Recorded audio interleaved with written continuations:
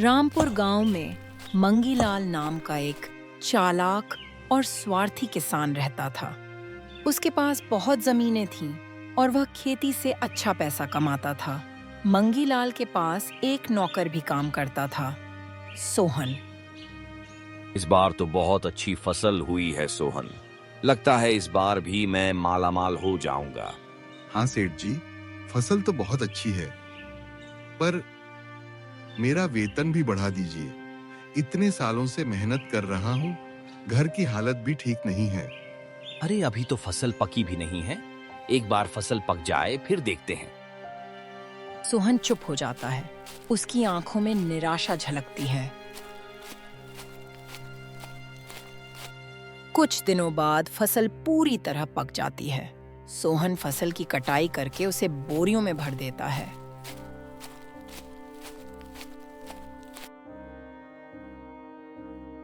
अच्छा हुआ, सारा काम जल्दी ही हो गया। अभी मालिक आएंगे तो खुश हो जाएंगे। तभी वहां पे मंगीलाल आता है। सेठ जी, अब तो फसल भी कट चुकी है। कृपा करके मेरा वेतन बढ़ा दीजिए। सोहन, तू हमेशा पैसे की ही बात करता है। तुझे जितना मिलता है उतना तेरे जैसे नौकर के लिए बहुत है। ज्यादा की उम्मीद मत रख। और सुन, सारा माल गोदाम में रख दे। जी सेठ जी। मैंने सारी बोरियां रख दी। अब मैं घर जाता हूं।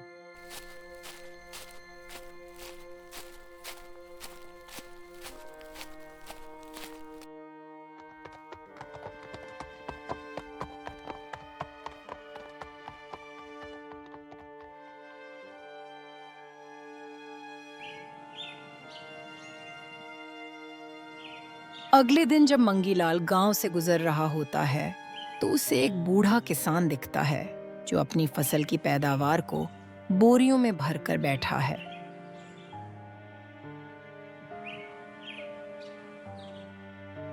नमस्ते बाबा, आप यहाँ अकेले फसल क्यों भर रहे हैं? क्या मैं आपकी मदद करूं? अरे बेटा धन्यवाद। बस ये फसल पूरी तरह से तैयार है, लेकिन बाजार तक ले जाना बहुत मुश्किल है। कोई बात नहीं बाबा, आप चिंता मत कीजिए। मैं आपकी फसल खुद ही मंडी में बेचकर आपके लिए अच्छा पैसा ले आऊंगा। ठीक है बेटा, तुम ये बोरी मंडी में बेच दो। बिल्कुल बाबा, आप चिंता मत कीजिए। बेटा कैसे रहे फसल के दाम? सब ठीक से बिक गया? अरे बाबा, अफसोस, फसल कुछ ठीक नहीं थी। मंडी में बहुत सस्ती बिक गई, पैसे बहुत कम मिले। अरे सच में? मैंने तो पूरी मेहनत की थी, पर इतने कम दाम। हाँ बाबा, कभी कभी ऐसा हो जाता है। अगली बार मैं और ध्यान रखूंगा।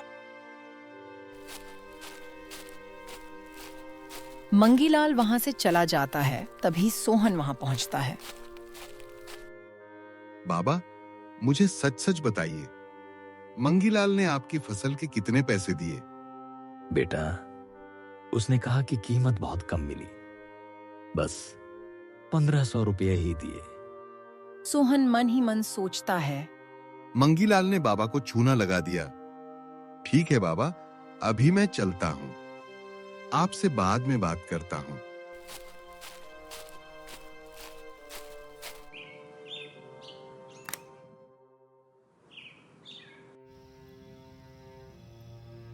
कुछ दिन बीत जाते हैं और अनाज की कमी हो जाती है। मंगीलाल अपना अनाज ज्यादा कीमतों पर बेचना शुरू कर देता है। भाई गेहूं क्या भाव दिया? 50 रुपया किलो। पर बाहर तो 25 रुपया किलो है। हाँ तो वहां से ले लो। पर गांव वालों को उससे सामान खरीदना पड़ता है क्योंकि अनाज की कमी हो गई होती है। घर पर मंगीलाल और उसकी पत्नी बातें कर रहे होते हैं।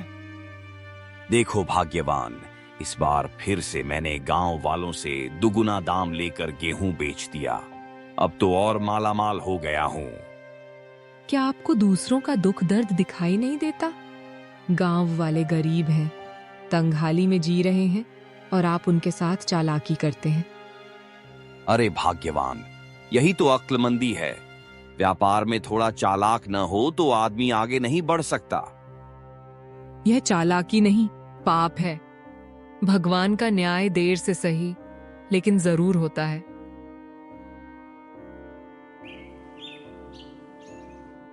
अगले दिन सोहन मंगीलाल के घर जाता है और मजदूरी के पैसे मांगता है।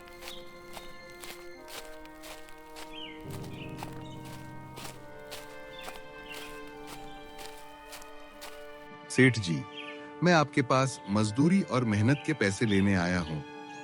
मैंने आपकी फसल तैयार करने में मदद की थी, अब उसका सही पैसा चाहिए।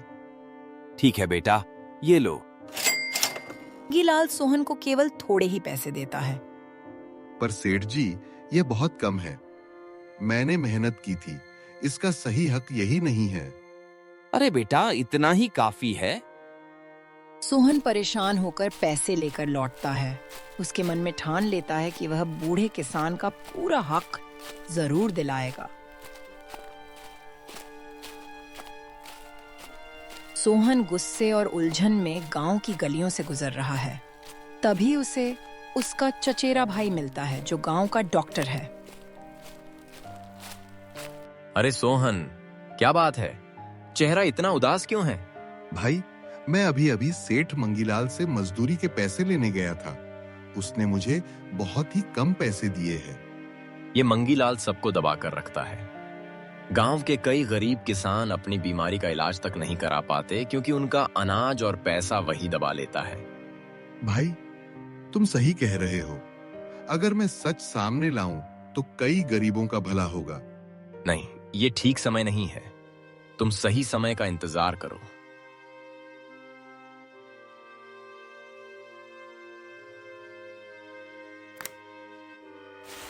कुछ दिन बाद गांव में तेज बारिश आना शुरू हो गई। मंगीलाल के गोदाम में पानी भर गया और उसका जमा किया सारा अनाज खराब हो गया। मंगीलाल का काफी नुकसान हो जाता है और वो अपनी पत्नी से कहता है, भाग्यवान, इस बार तो हालात बिगड़ गए। सोच भी नहीं सकता था कि इतना घाटा हो जाएगा। क्या तुम्हें याद नहीं है कि तुमने गरीबों का अनाज दबाया, उनके पैसों को लूटा और उन्हें भूखा रहने पर मजबूर किया? यही तुम्हारे कर्मों का फल है। मंगीलाल नुकसान का दुख सह नहीं पाता और बीमार हो जाता है। उसे गांव के अस्पताल ले जाया जाता है। डॉक्टर उसे चेक करता है और सब कुछ सामान्य होता है।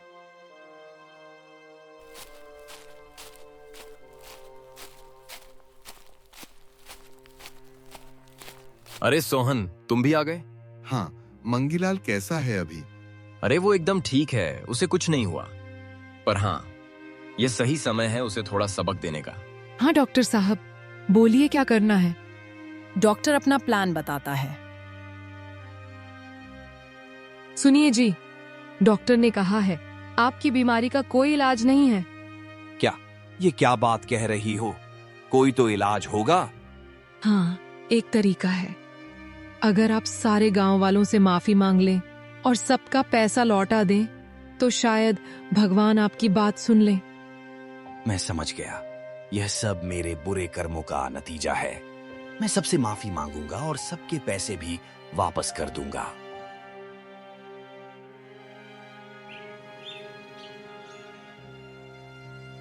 अगले दिन मंगीलाल पंचायत में आता है और सबसे माफी मांगता है। गांव वालों, मुझे माफ कर दो। मैंने आप सबको बहुत ज्यादा दामों पर अनाज बेचा है। मैं आप सबके पैसे लौटा दूंगा, खासकर सोहन और बाबा जी के। सेठ जी, हमने आपको माफ कर दिया है। बस दोबारा यह गलती फिर कभी न दोहराएं। हाँ सोहन, शायद मुझे गलती करने का मौका ही न मिले। अरे अरे मंगीलाल जी, ऐसे मत बोलिए। आप बिल्कुल ठीक हैं। हमने तो बस आपको सुधारने के लिए एक छोटा सा नाटक किया।